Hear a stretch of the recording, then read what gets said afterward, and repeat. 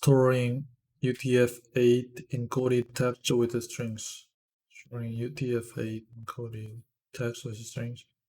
We talked about strings in chapter 4, but we will look at them in more depth now. New Rustaceans commonly get stuck on strings for a combination of 3 reasons. Rust's propensity for exposing possible errors.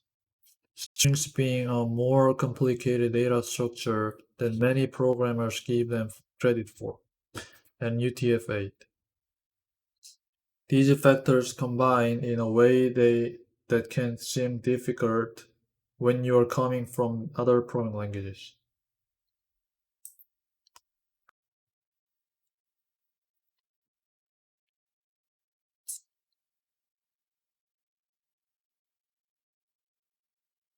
Strings being a more complicated data structure than many programmers give them credit for. And UTF-8. These factors combine in a way they can seem difficult when you're coming from other programming languages. We discuss strings in the context of collections. We discuss strings in the context of collections because strings are implemented as a collection of bytes, plus some methods to provide useful functionality when those bytes are interpreted as text. In this section, we will talk about the operations on string that every collection type has, such as creating, updating, and reading. We will also discuss the ways in which string is different from the other collections, namely how indexing into a string is complicated by the differences between how people and computers interpret string data. We discuss string in the context of collections because strings are implemented as a collection of bytes. We discuss strings in the context of collections.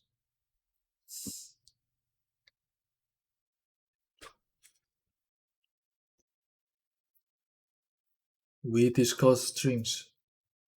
We discuss strings in the context of collections. We discuss strings in the context of collections. We discuss strings in the context of collections. We discuss strings in the context of collections. We discuss strings. We discuss strings in the context of collections because strings are implemented as a collection of bytes plus some methods that provide useful functionality when those bytes are interpreted as a text. Okay. In this section, we will talk about the operation on a string that every collection type has. Talk about the operations on string that every collection type has, such as creating, updating, and reading. We will also discuss the ways in which string is different from the other collections, namely how indexing into a string is complicated by differences between how people and computers interpret string data. Okay. What is a string? We will first define what we mean by the term string. Rust has only one string type. We will first define what we mean by the term string. Rust has only one string type in the core language, which is the string slice str that is usually seen in its borrowed form, reference str. In chapter 4, we talked about string slices, which are references to some UTF-8 encoded string data stored elsewhere. String literals, for example, are stored in the program's binary and are therefore string slices. The string type, which is provided by Rust standard library rather than coded into the core language, is a growable, mutable, owned UTF-8 encoded string type. When Rustaceans refer to strings in Rust, they might be referring to either the string or the string slice. types. Not just one of those types. Although this section is largely about string, both types are used heavily in Rust's standard library, and both string and string slices are UTF-8 encoded,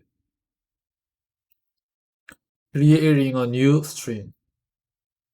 Many of the same operations available with a factor T are available with a string as well. Many of the same operations available with a factor T are available with a string as well. Because string is actually implemented as a wrapper around the vector of bytes with some extra guarantees, restrictions, and capabilities. An example of a function that works the same way with a vector T and string is the new function to create an instance shown in listing 8-11. This line creates a new empty string called S, which we can then load data into. Often, we will have some initial data that we wanna start the string with. For that, we use the toString method, which is available on any type that implements the display trait. As string literals do, listing 8-12 shows two examples. Listing 8-12 using the toString method to create a string from a string literal. This code creates a string containing initial contents. We can also use the function string from to create a string from a string literal. The code in listing 8-13 is equivalent to the code from listing 8-12 that uses toString. Listing 8-13 using the string from function to create a string from a string literal. Because strings are used for so many things, we can use many different generic APIs for strings. Because strings are used for so many things. Because strings are used for so many things. Because strings are used for so many things. We can use many different generic APIs for strings, providing us with a lot of options.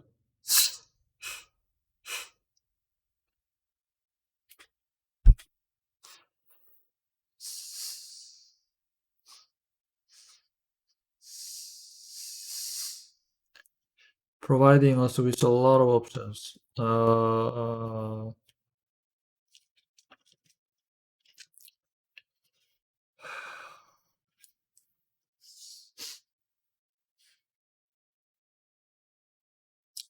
We can also use the function string from to create a string from a string literal. The code in listing 8-13 is equivalent to the code from listing 8-12 that uses toString.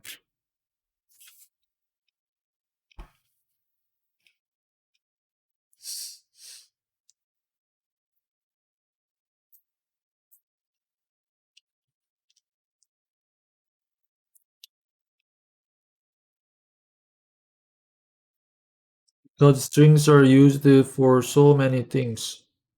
We can use many different generic APIs for strings, providing us with a lot of options. Some of them can seem redundant, but they all have their place. In this case, string from and toString do the same thing, so which you choose is a matter of style and readability. In this case, string from and toString do the same thing. Which you choose is a matter of style and readability. Okay. Remember that strings are UTF-8 encoded, so we can include any properly encoded data in them, as shown in listing 8-14. Listing 8-14, storing greetings in different languages and strings. All of these are valid string values. Updating a string. A string can grow in size and its contents can change, just like the content of vector T. If you push more data into it, in addition, You can conveniently use the plus operator or the format macro to concatenate string values, appending to a string with push str and push. We can grow a string by using the pushstr method to append a string slice, as shown in listing 8-15. Listing 8-15, appending a string slice to a string using the pushstr method. After these two lines, S will contain foobar. The pushstr method takes a string slice because we don't necessarily wanna take ownership of the parameter. For example, in the code in listing 8-16, we wanna be able to use S2 after appending its contents to S1. Updating a string can grow in size and its contents can change, just like the contents of vector t. If you push more data into it, in addition, you can conveniently use the plus operator or the format macro to concatenate string values. Appending to a string with pushstr and push. We can grow a string by using pushstr method to append a string slice, as shown in listing 8-15.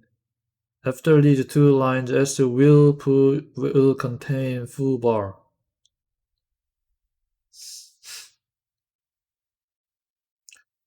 After these two lines, S will contain foobar.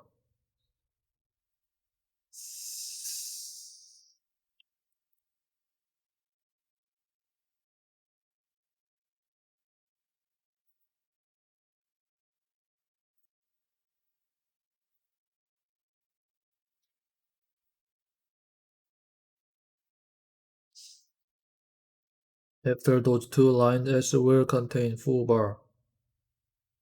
Yes, the pushstr method takes a string slice. The pushstr method takes a string slice. Takes a string slice because we don't necessarily wanna take ownership of the parameter. The pushstr method takes a string slice. Because we don't necessarily wanna take ownership of the parameter. For example, in the code in listing 8-16, we wanna be able to use S2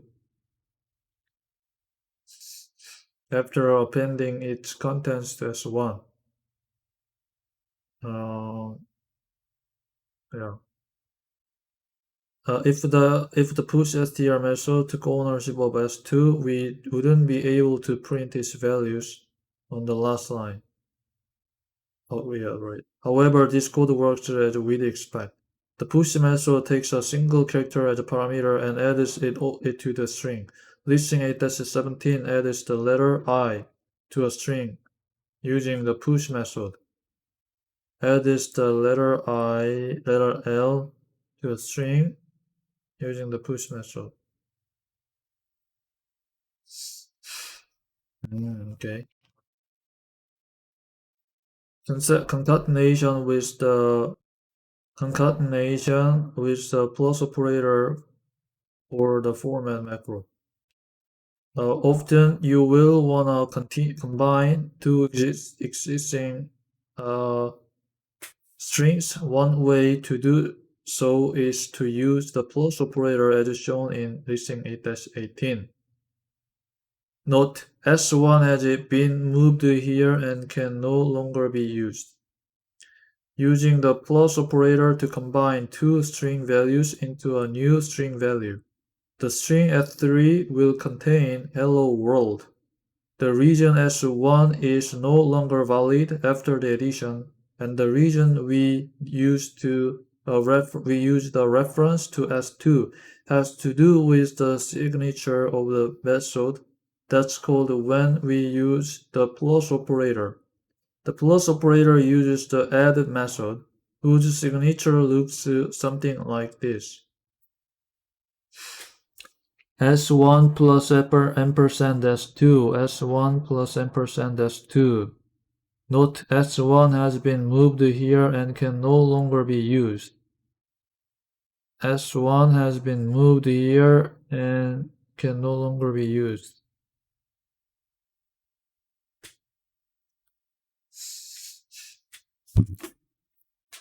The string S3 will contain hello world. The region S1 is no longer valid after the addition, and the region we use the reference to S2 has to do with the signature of the method that's called when we use the plus operator. The plus operator uses the add method, whose signature looks something like this: add itself ampersand str. In the standard library, you will see add if defined using generics and associated types. Here we've substitute in concrete types, which is what happens when we call this method with the string values. We will discuss generics in chapter 10. This signature gives us the clues we need to understand the tricky bits of the plus operator. First, S2 has an ampersand, meaning that we are adding a reference of the second string to the first string. This is because of the s parameter in the add function. We can only add ampersand str to a string. We cannot add two string values together. But wait, the type of ampersand s2 is ampersand string, not ampersand str, as is specified in the second parameter to add. So why does listing 8-18 compile? In the standard library, you will see add defined using generics and associated types. Here we will substitute in concrete types, which is what happens when we call this method with string values. The standard library, you will set here we will substitute in concrete types, which is what happens. It's a method with string values. We will discuss generics in chapter 10. This signature gives us the clues we need to understand the tricky bits of the plus operator. First, S2 has an ampersand, meaning that we are adding a reference of the second string to the first string. This is because of the s parameter in the add function. We can only add a str, ampersand str to a string. We can't add two string values together, but wait. The type of ampersand is ampersand string, not ampersand str, as expected in the second parameter to add. So why does the listing 8-18 compile? The reason we are able to use ampersand s2 in the call to add is the compiler can coerce the ampersand string argument into ampersand str. When we call the add method, Rust uses a dereference coercion. Deref coercion, which here turns ampersand 2 into ampersand 2 slice. We will discuss deref coercion in more depth in chapter 15 because add does not take ownership of the s parameter. S2 will still be valid string after this operation. Second, we can see in the signature that add takes ownership of self. Because self does not have an ampersand, this means S1 in listing 8-18 will be moved into the add call and will no longer be valid after that. So although let S3 equals to S1 plus ampersand S2 looks like it will copy both strings and create a new one. This statement actually takes ownership of S1, appends a copy of the contents of S2, and then returns ownership of the result. In other words, it looks like it's making a lot of copies but isn't. The implementation is more efficient than copying.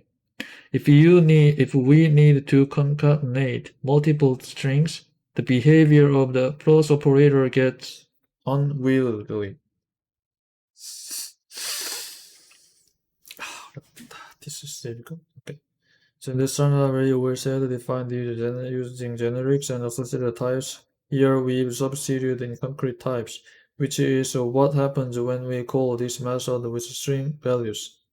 We will discuss generics in chapter 10. This signature gives us the clues we need to understand the tricky bits of the plus operator. First, S2 has an ampersand, meaning that we are adding a reference of the second string to the first string. This is because of the s parameter in the add function. We can only add the ampersand str to a string. We can only add the ampersand str to a string.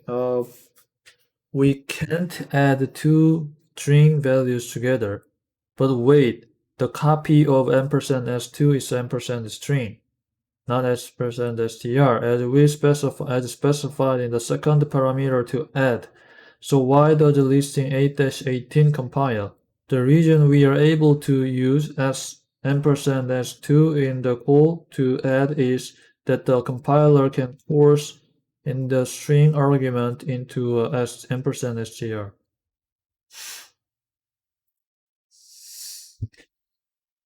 Um,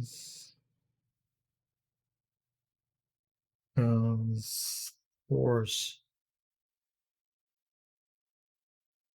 In the reason we are able to use ampersand s2 in the call to add is that the compiler can force the ampersand string argument into a ampersand str.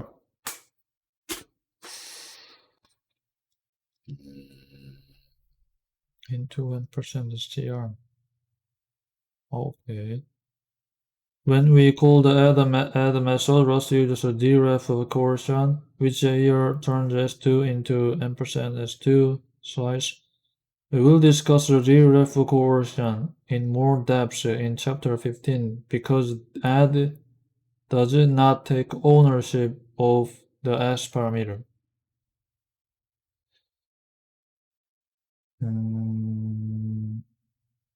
Does not take ownership of this parameter. Yes. S2 will still be valid as string, still be a valid string after this operation. Makes sense. Second, we can see in the signature that add takes ownership of self. Second, we can see in the signature. Second, we can see in the signature that add takes ownership of self. Second, we can see in the signature that add takes ownership of self. Second, we can see in the signature that add takes ownership of self.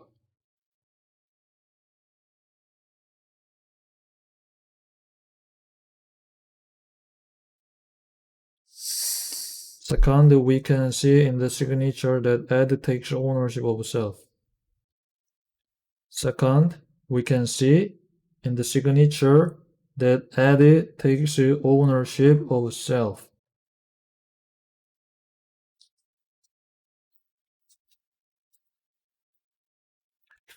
Second, we can see in the signature that takes ownership of self.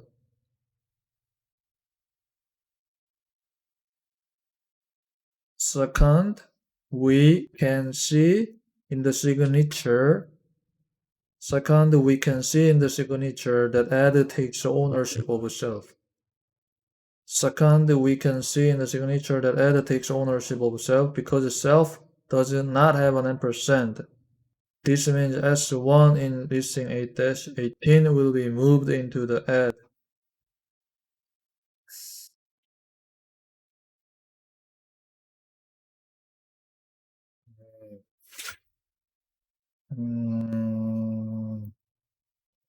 Oh, okay. This means S1 in listing 8-18 will be moved into the add hole and will no longer be valid after that. Makes sense. So although let S1, S3 equals ampersand S2 looks like it will copy both strings and create a new one, this same one actually takes ownership of S1. Append is a copy of the contents of S2. And then returns ownership of the result.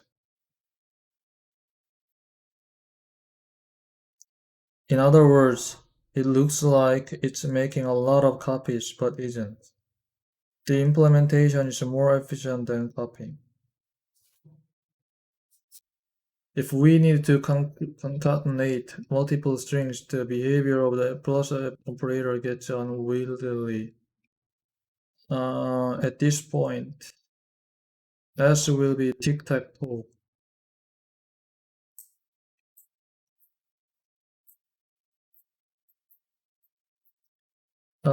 With all of the plus and characters, it's difficult to see what's going on. For more complicated string combining, we can instead use the format macro. This code also sets S to tic-tac-toe. The format macro works like a println, but instead of printing the output up to the screen, it returns a string with the contents. The version of the code using format is much easier to read, and the code generated by the format macro is just a references so that this code doesn't take ownership of any its parameters.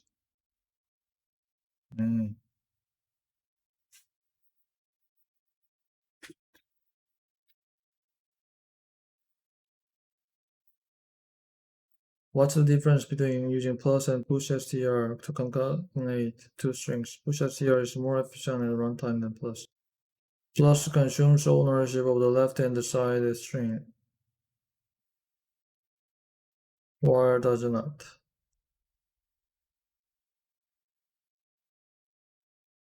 Push str consumes ownership of the right-hand side string, while plus does not.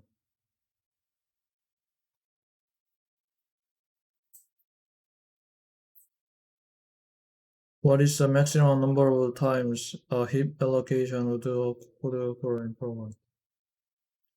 Maximum number of times of a heap allocation. Write your answer in digits. Tic-tac-toe, what is the maximum location of times?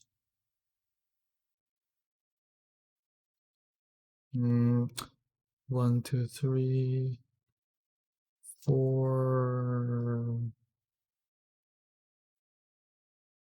Actually, I think 3.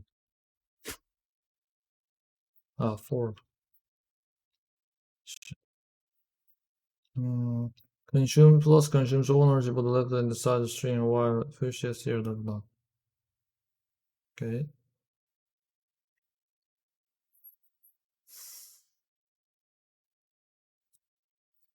Practice 7. Oh. One allocation for each call to the string is and one allocation for every time plus is called.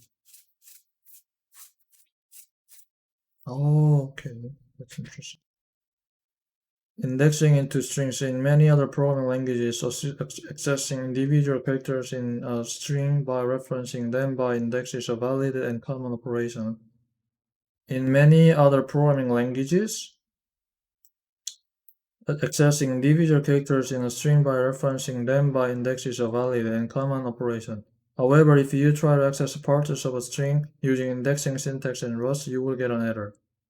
Considering the invalid code in listing 8-19, this code will result in the following error. String cannot be indexed by integer.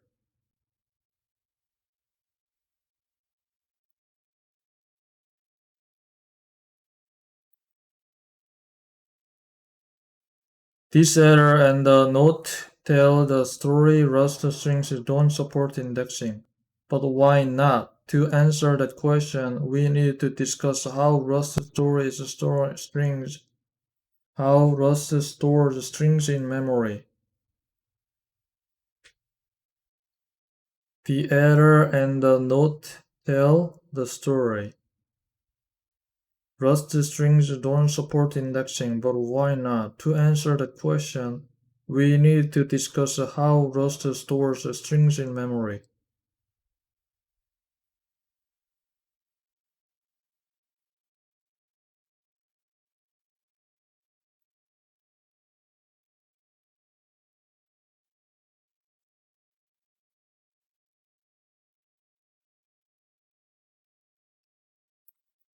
The error and the note tell the story the source strings don't support indexing. Rust strings don't support indexing, but why not? To answer the question, we need to discuss how Rust stores the strings in memory. A string internal representation. A string is a wrapper over a vector U8. Okay. Let's look at some of our properly encoded UTF-8 encoded example strings from listing 8-14. First is one. Hello, hola. In this case, len will be 4, which means the vector storing the string hola is 4 bytes long. Each of these letters take 1 byte. When encoded in UTF-8, the following line, however, may surprise you. Note that this string begins with a capital cyrillic letter Z-E, not the Arabic number 3. Oh shit. Asked how long the string is, you might say 12. In fact, Rust's answer is 24. That's the number of bytes it takes to encode in UTF-8. Because each Unicode scalar value in the string takes 2 bytes of storage. Therefore, an index into the string's bytes will not always correlate to a valid Unicode scalar value. Makes sense. To demonstrate, consider this invalid Rust code. You already know that answer will not be 3. You already know that answer will not be 3. The first letter, when encoded in UTF-8, the first byte of 3 is 28.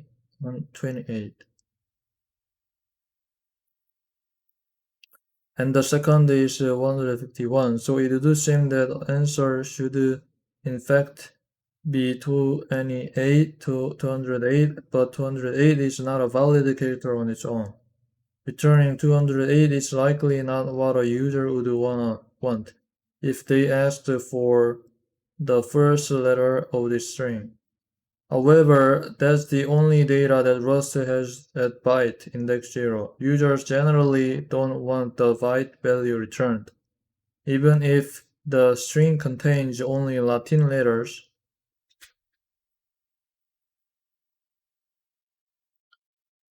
if $hello 0 were valid code that returned the byte value, it would return 104, not H.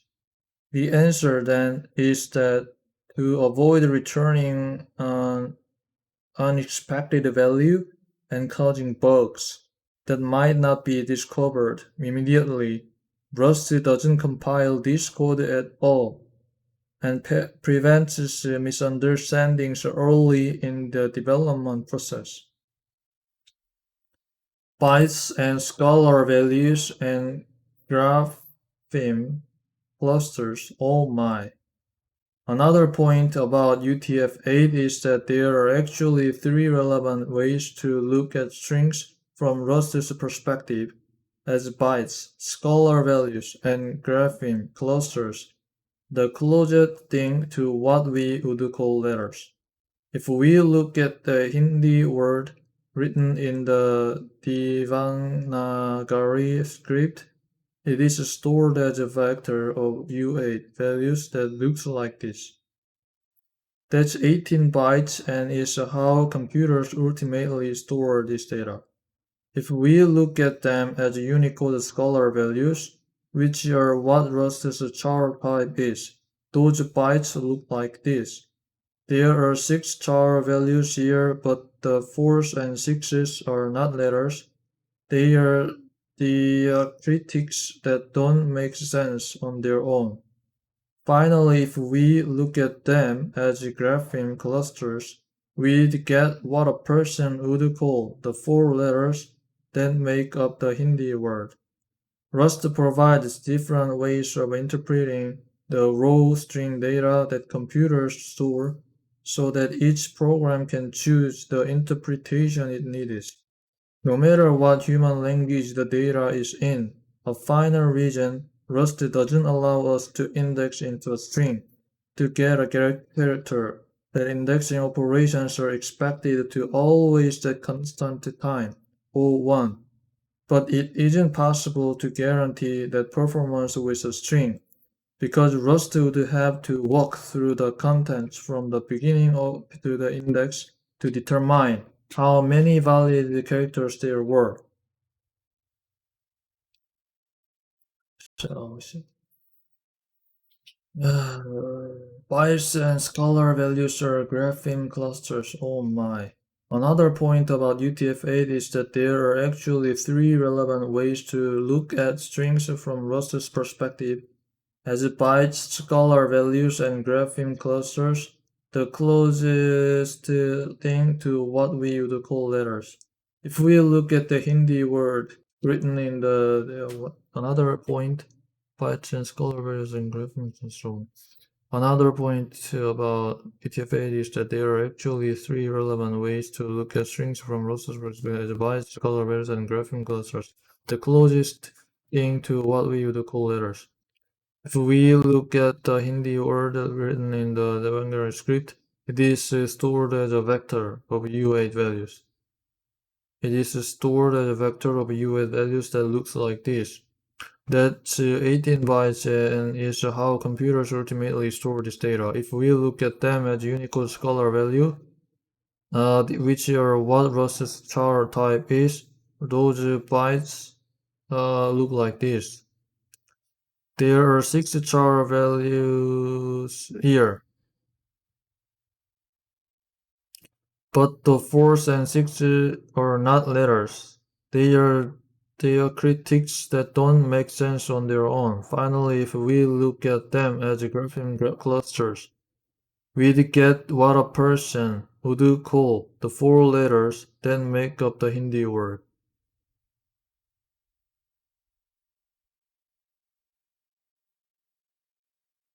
Shit. Rust provides different ways of interpreting the raw string data that computers store so that each program can choose the interpretation it needs. No matter what human language the data is in, Rust provides different ways. Rust provides different ways of interpreting the raw string data that computers store so that each program can choose the interpretation it needs. Rust provides different ways.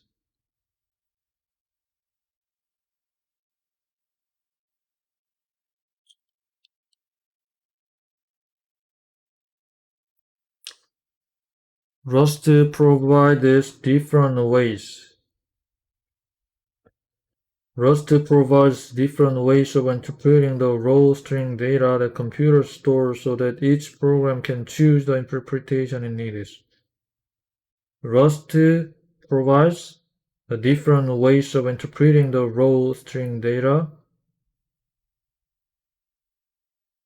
Rust provides different ways of interpreting the raw string data.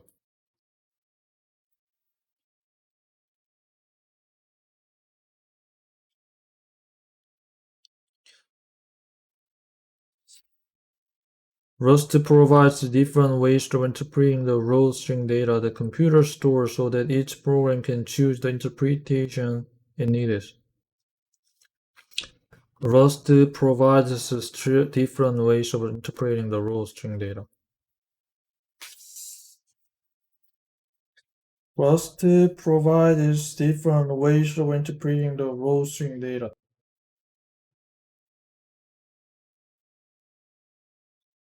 Rust provides different ways of interpreting the raw string data.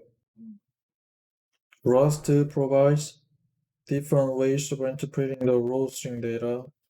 Different ways of interpreting the raw. Rust provides different ways of interpreting the raw string data that computers store so that each program can choose the interpretation it needs. Oh, No matter what human language the data is in. A final reason Rust doesn't allow us to index into a string to get a character is that indexing operations are expected to always take constant time, O1. A final reason Rust doesn't allow us to index into a string to get a character is that indexing operations are expected to always take constant time O1, but it isn't possible to guarantee that performance with a string, because Rust do have to walk through the contents from the beginning to the index to determine how many valid characters there were.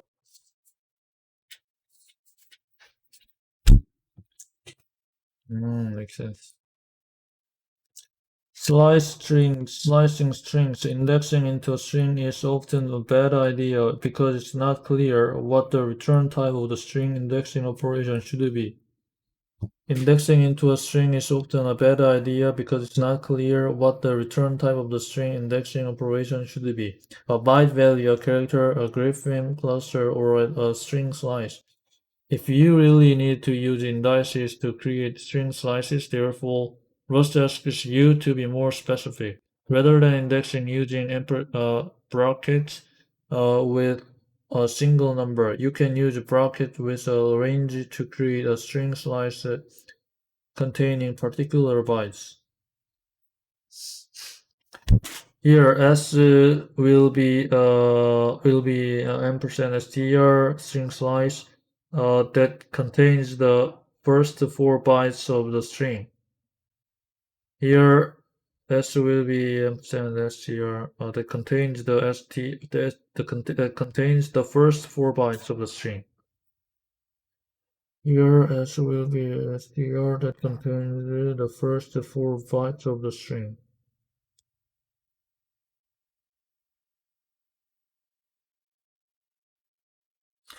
Earlier, we mentioned that each of these characters was 2 bytes, which means S will be.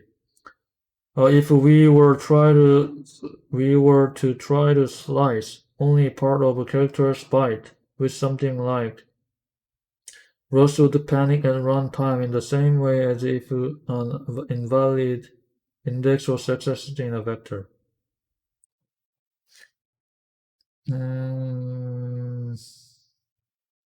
Okay. You should use ranges to create string slices with caution, because doing so can crash your program. Methods for iterating over strings. The best way to operate on pieces of strings is to be explicit about whether you want characters or bytes. The best way to operate on pieces of string is to be explicit about whether you want characters or bytes. For individual Unicode scalar values, use the char method. Calling char on blah blah separates out and returns 2 values of type char, and you can iterate over the result to access each element. This code will print the following. Alternatively, the bytes method returns each row byte, which might be appropriate for your domain. This code will print the 4 bytes that make up this string. But be sure to remember that valid Unicode scalar values may be made up of more than 1 byte. Getting grapheme clusters from strings as with the Devanagari script is complex, so this functionality is not provided by the standard library. Creates are available on creates.io if this is the functionality you need. Alternatively, the bytes method returns each row byte, which might be appropriate for your domain.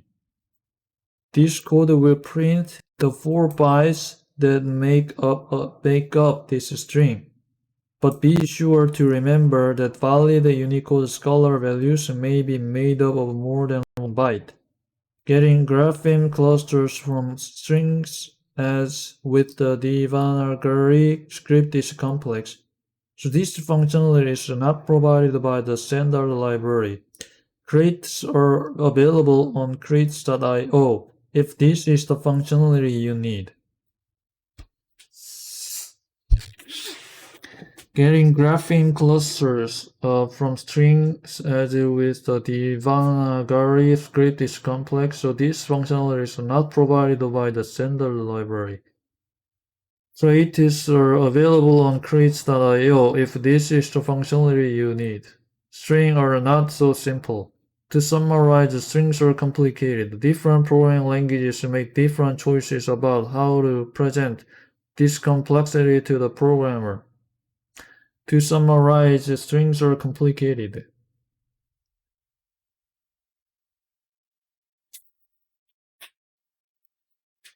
To summarize, strings are complicated. To summarize, strings are complicated. To summarize, strings are complicated. Strings are not so simple. Strings are not so simple. To summarize, strings are complicated. Different programming languages make different choices about how to present this complexity to the programmer. Rust has chosen to make the correct handling of string data the default behavior for all Rust programs, which means programmers have to put more thought into handling UTF-8 data up front. This trade-off exposes more of the complexity of strings than is apparent in other programming languages, but it prevents you from having to handle errors involving non-ASCII characters later in your development life cycle. The good news is that the standard library offers a lot of functionality built of the string and &str types to help handle these complex situations correctly. Be sure to check out the documentation for useful methods like contains for searching in a string and replace for substituting parts of a string with another string. Let's switch to something a bit less complex hash maps.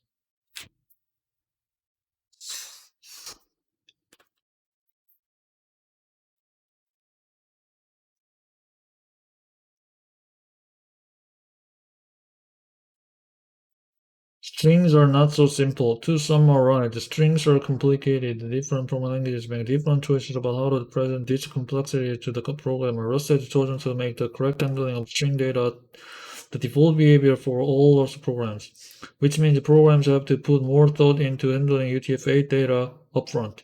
This trade-off exposes more of the complexity of the strings than is apparent in other programming languages. But it prevents you from having to handle errors involving non-ASCII characters later in your development lifecycle. The good news is that the standard library offers a lot of functionality built off the string and &str types to help you handle these complex situations correctly. Be sure to check out the documentation for useful methods like contains for searching a string and replace for substituting parts of a string with another string. Let's switch to something a bit less complex, hash maps.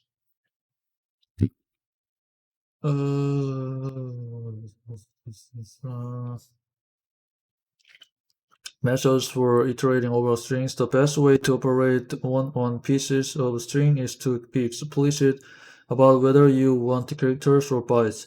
For example, for individual Unicode scalar values, use the chars methods calling chars on separates out and return two values of type char. And you can iterate over the result to access each element. This code will print this and the following. Chars C okay. Alternatively, the bytes method returns each row byte, which might be appropriate for your domain.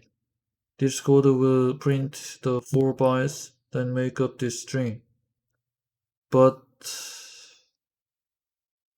But be sure to remember that valid Unicode scalar values may be made up of more than one byte. Getting graphene clusters from strings as with the debugger script is complex. This functionality is not provided by the standard library. Traits are available on Crystal.io if this is the functionality you need. Strings are not so simple. To summarize, strings are complicated. Different programming languages make different choices about how to present this complexity to the programmer. Rust is chosen to different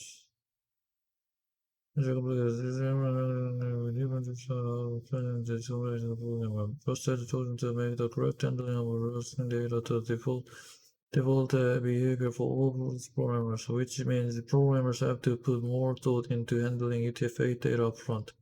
This data trade-off exposes more of the complexity.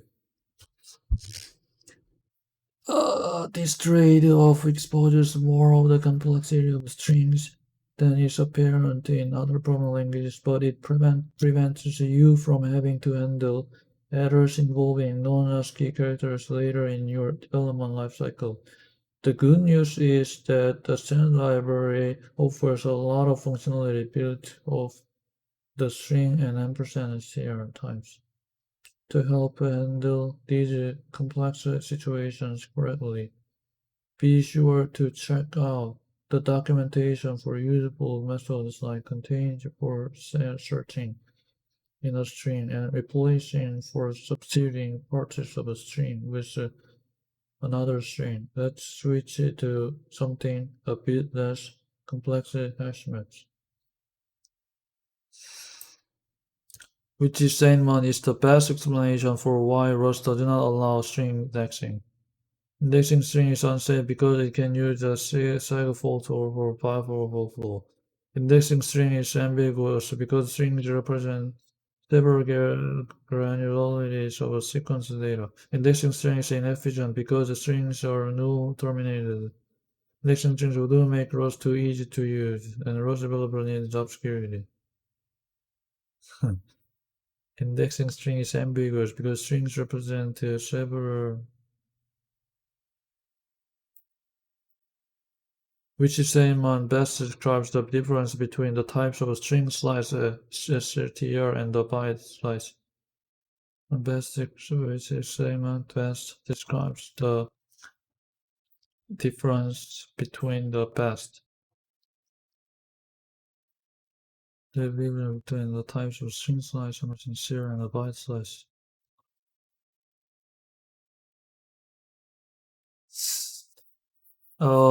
Pointers to bytes that can always be interpreted as UTF-8, whereas it can be any byte sequence. Always points to data stored in the program binary, whereas it can be stored anywhere in memory. Cannot be further sliced, while it can be sliced again.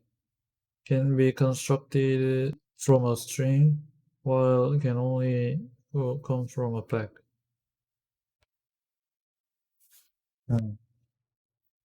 I think this is the one that I can find. Shit. Ampersand is here can be constructed. Ampersand is here can be constructed from string slice can be constructed from a string while